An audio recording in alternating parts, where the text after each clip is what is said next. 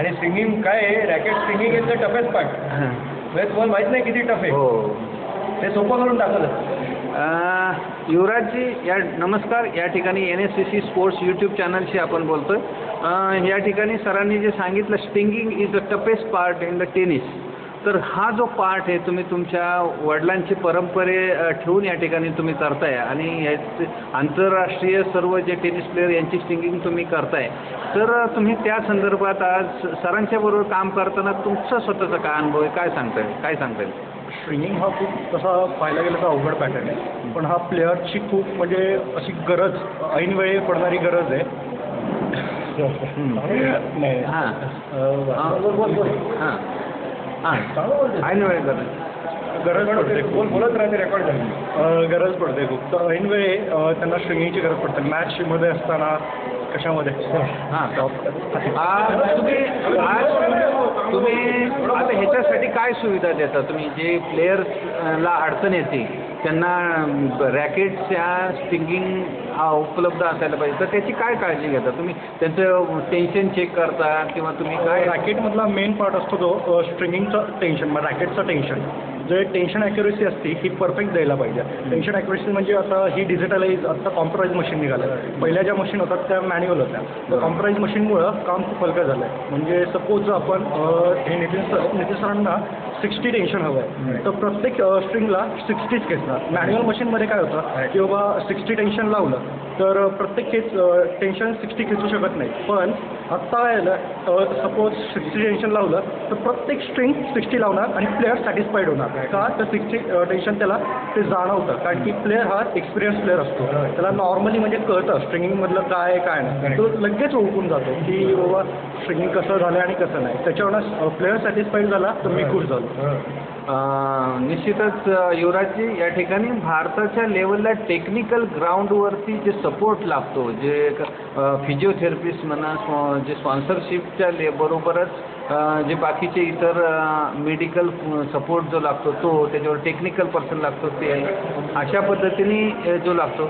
तर हे निश्चितच चांगल्या पद्धतीने तुम्ही सपोर्ट देताय. टेक्निकल जे रॅकेट आहे त्याचं अस्त्र आहे, शस्त्र आहे, आणि त्याच बाणातून तो जी बॉलची गोळी झाडत असतो.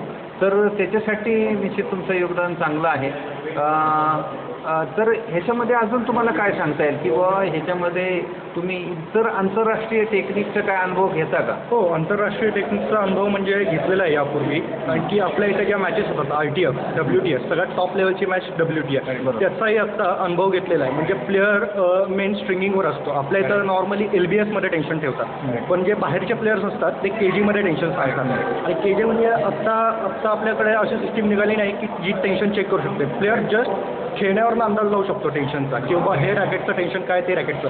पण जे बाहेरून प्लेयर येतात फॉरेनर्स वगैरे, ते कसं त्यांच्याकडं एक टेन्शन चेक करण्याची मशीन असते. ते जस्ट KGमध्ये टेन्शन सांगतात. तेव्हा आता नॉर्मली आपल्या इथं LBSच चालतं, KGमध्ये सांगतात तर ते KGमध्ये चेक करण्याची मशीन असते.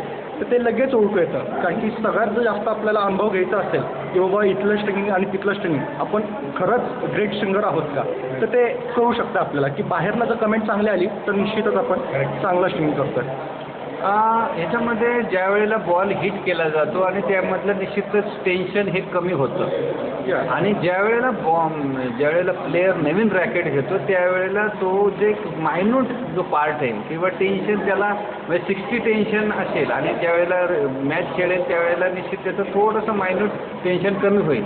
तर हा मॅचिंग कसं करतात प्लेयर? ॲक्च्युली काय तुम्ही सांगा? प्लेअर 2-3 दिवसापूर्वी जेव्हा त्याला टुर्नामेंटला जायचं असतं तेव्हा तो रॅकेट स्ट्रिंगिंग करून घेत असतो.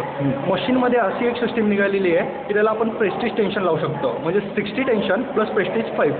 सपोज ते 60 आणि प्रेस्टिज 5 लावलं तर 3 दिवसांनी रॅकेट खेळताना हिटिंग करताना ते प्रेस्टिज 5 कमी होणार आणि 60 टेन्शन परफेक्ट होणार ते रॅकेटचं. त्याच्यामुळे फायदा तोच आहे की प्रेस्टिज टेन्शनचा कमी होऊन जे पाहिजे आपल्याला टेन्शन ते लागणार.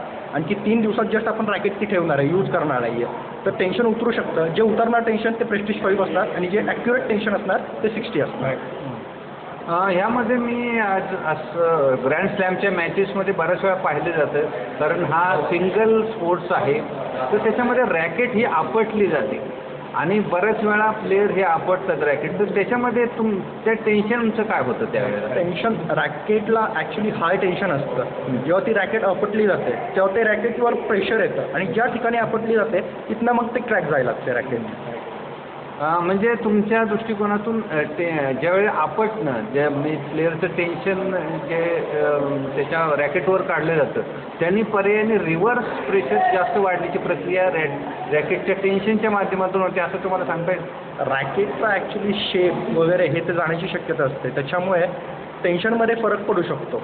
हे टाळलं पाहिजे की आपण सपोज एक पॉईंट लॉस केला वगैरे तर ते रॅकेट आपटणं वगैरे हे ते चुकीचं आहे, कारण की त्याचा एक ठीक आहे पॉईंटमुळे तुमचं हे होऊ शकतं, बट रॅकेटचं टेन्शन वगैरे त्याने फरक पडेल आणि तुमच्या गेमवर फरक पडेल. निश्चितच. म्हणजे तुमचा जो जे स्टिंगिंग आणि मानसिक लेवलचं जे तंत्र ह्याच्यामध्ये निश्चितच जवळचा संबंध या ठिकाणी आहे आणि तुम्ही या ठिकाणी चांगल्या दर्जाचं टेक्निक आणि चांगल्या दर्जाचं आंतरराष्ट्रीय लेवलचं जे टेक्निक ह्या पुण्यामध्ये प्रोव्हाइड करतात त्याबद्दल आपलं निश्चितच अभिनंदन आणि यूट्यूबला आपण इंटरव्ह्यू दिल्याबद्दल आपलं अभिनंदन. धन्यवाद.